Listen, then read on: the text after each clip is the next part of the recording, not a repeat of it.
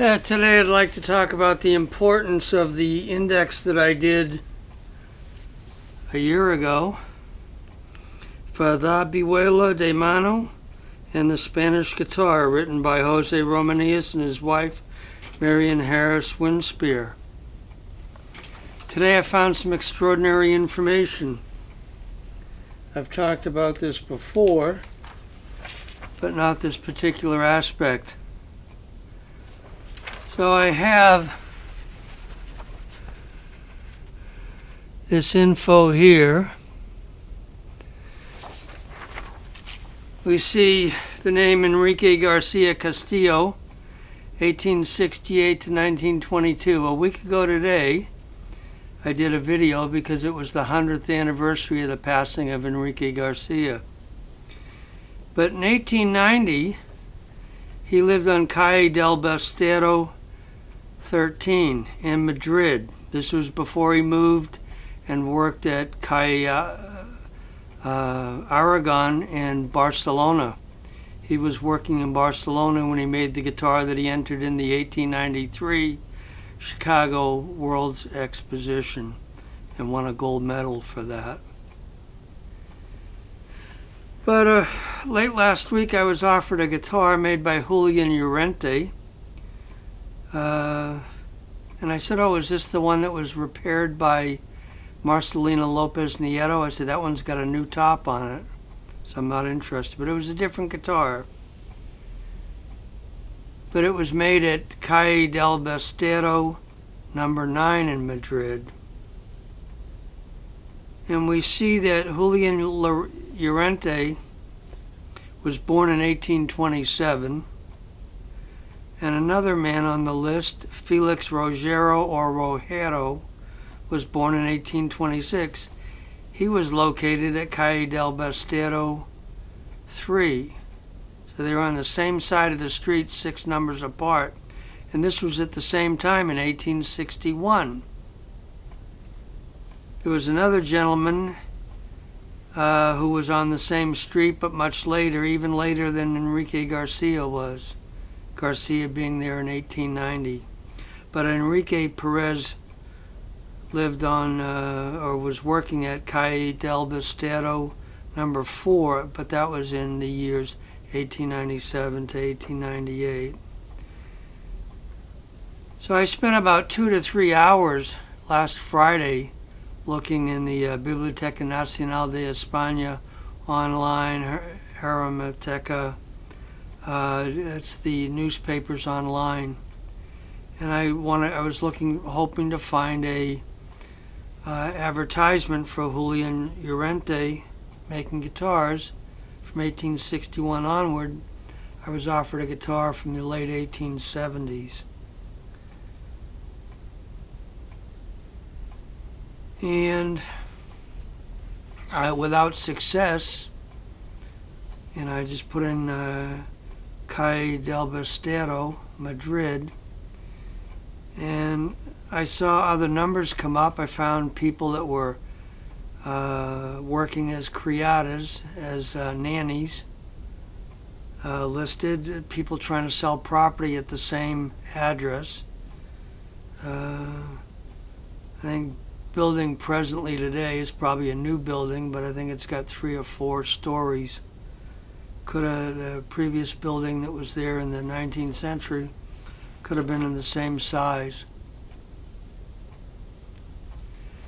So today, about a half hour ago, I put in my index, which is 81 pages long.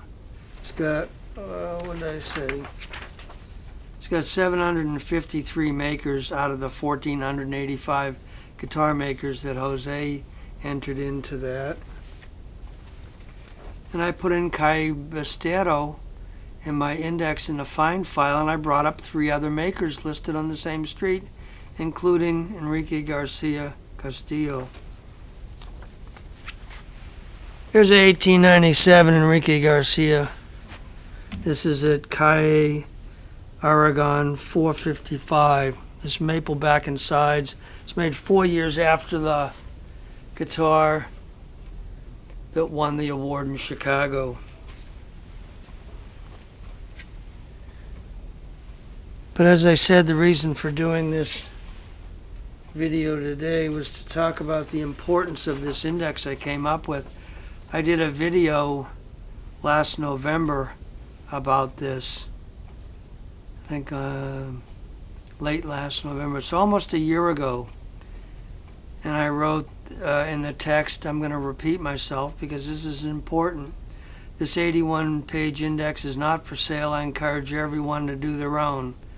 It grows from... I have added 16 pages since I published this video on the 30th of December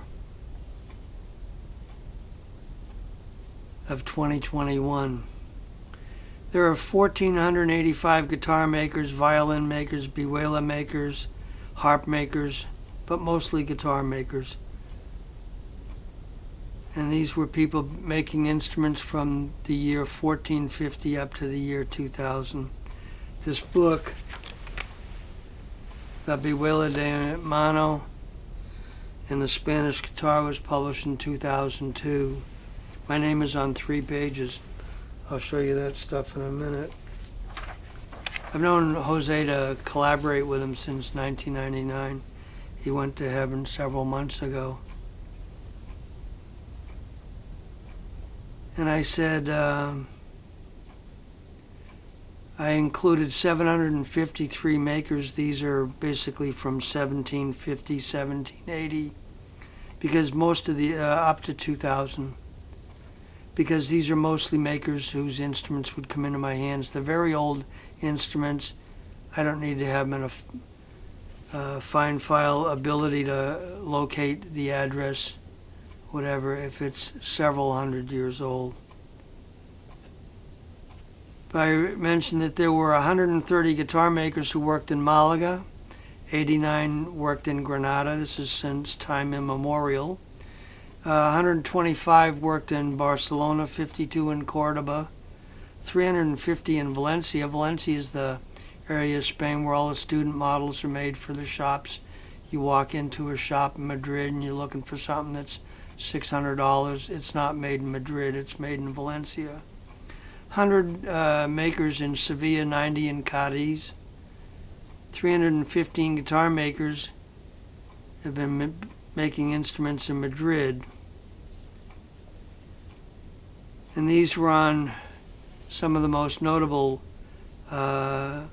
streets. Calle Toledo, you had Valentin Viudis and Rafael Ortega building 20, 30 numbers away at the same time.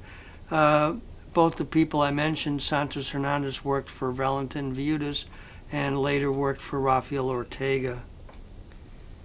We have Calle Ribera de Corredores, Jesus y Maria. Tarraga lived on that street in 1876 when he was going to the Conservatory of Music in Madrid. Calle Torrijos in Malaga, many makers. Calle Ancha in Barcelona, San Vicente in Valencia, Vidieros in San Antolín, Murcia, in that province, Calle Sarajeria in Sevilla. Both Manuel Gutierrez and Antonio de Torres worked on that street. You have Calle Elvira in Granada, also Cuesta de Gomez in Granada.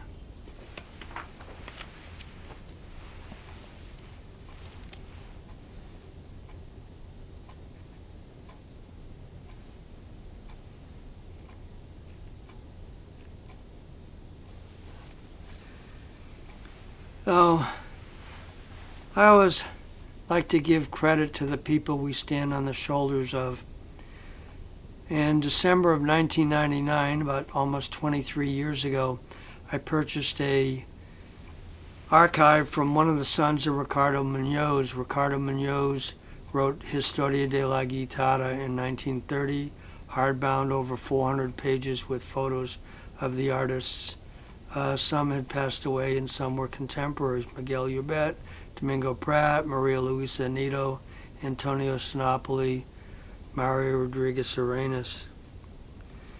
And when I bought that archive, one of the books that was in there was the Dictionnaire universel de luthier, a French dictionary by René Van, and I had a second edition. And so I had the book, and about a year and a half after I had gone through the book, or most of it, and Ricardo Munoz would underline various guitar makers in red pencil. And so I picked, after I owned the archive for about a year and a half, I hadn't started my book yet, Annotations for the History of the Classical Guitar in Argentina, 1822 to 2000. I didn't start that until September of 2000. But I picked up the René Van Dictionary of Luthiers, and I was sitting on my chair behind a computer, and out falls this card, and I'll show you the text of it, because I told Jose Romanillas, I said, please include Ricardo Munoz, because it was his archive and his writing to various guitar makers, etc., that got him all this flotsam jetsam, the ephemera as it's called. And so I found this circa 1925, 1927, that what is known as the oldest business card of Ignacio Fleta, the great guitar maker, who passed away, I think, 1977. So I had an address that I had never seen compared to the addresses we see on the guitar labels. And here we see on the next page is the credit I was given.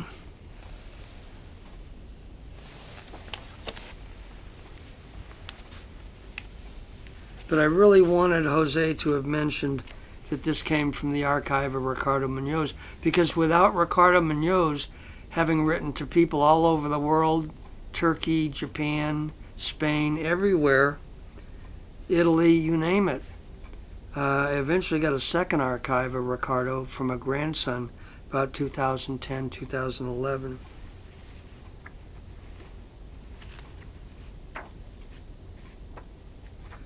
I'll show you another entry that I'm responsible for. 25 years ago, I acquired a guitar by Juan Perfumo.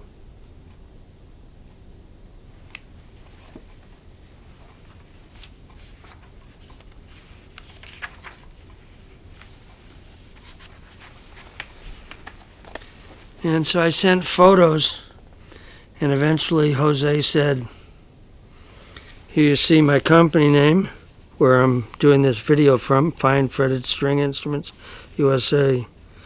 So I had this Juan Perfumo guitar, 1843, and, 1846, and it was on Calle de Flamencos. That was a real shock to me. I didn't know that you'd even have addresses like that dedicated to musicians.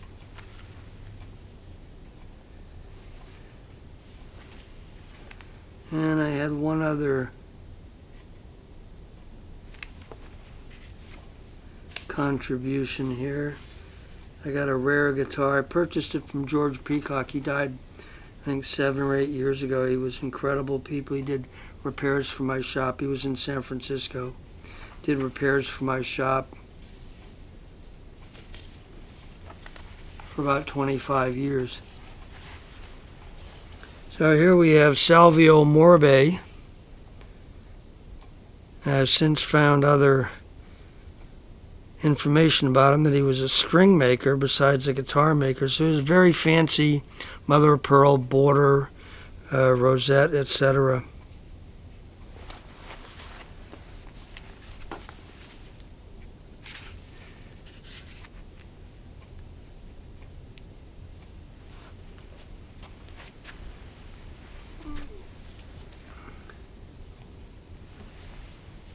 So I cannot overemphasize how important this index that I came up with, and I encourage everybody else to do your own index. You can include more than 753 makers. You can do it on all 1,485 guitar makers if you like.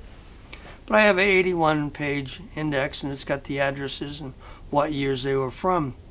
I'm going to repeat why I did this video today, is because I found all 4 of these guitar makers at different times. 2 of them at the same time were on Calle Bastero in Madrid. Enrique Garcia, before he moved to Barcelona in 1893, was at Calle Bastero 13. Julian Llorente, from 1861 onward, was at Calle Bastero 9. Enrique Perez was at Calle Bastero number 4, but that was after Garcia was there. Garcia was there in 1890, and Enrique Perez was there 1897, 1898. But at the same time, Julian Llorente was there. Felix Rogero was there in 1861. Calle Bastero number 3 in Madrid. Now, if we look at this again, check this out.